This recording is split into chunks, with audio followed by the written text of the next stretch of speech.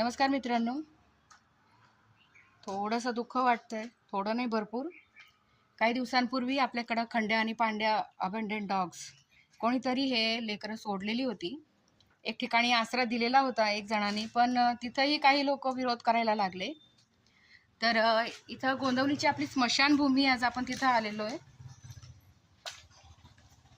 तिथले एक दादा आहेत, मला नाव नाही सांगता येणार दादांचं, पण एक असंच स्नेक रेस्क्यू करायला आले त्या टायमाला ओळख झाली होती. ही गोंदवलीची आपली स्मशानभूमी आहे. हे लेकरं त्यांच्या आईपासून लांब केलेले, आज त्यांचं परमिशन घेऊन ते बोलले राहू द्या तिथं, मला जसा वेळ भेटेल तसं मी त्यांना खाऊ घालायला येईल.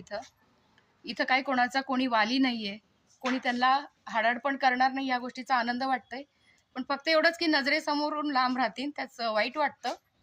पण लक्षात ठेवा, प्रत्येकजण आपण माणसं आहोत आणि आपला शेवट मात्र इथं स्मशानातच आहे. कोणी सोबत काही घेऊन जाणार नाहीये.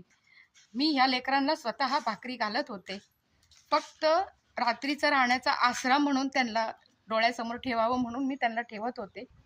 तेही लोकांना सहन झालं नाही.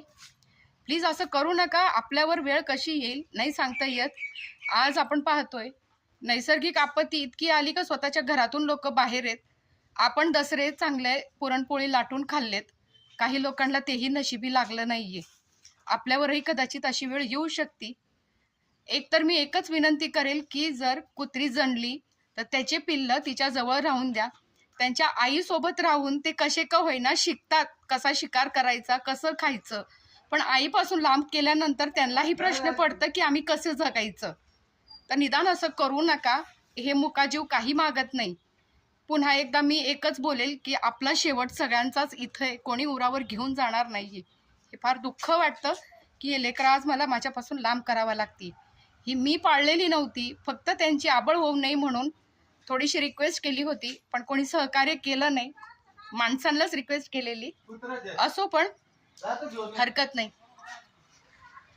ते इथं आनंदात राहतील, त्यांना कोणी मारहाण करणार नाही ह्याचं समाधान वाटतंय. धन्यवाद.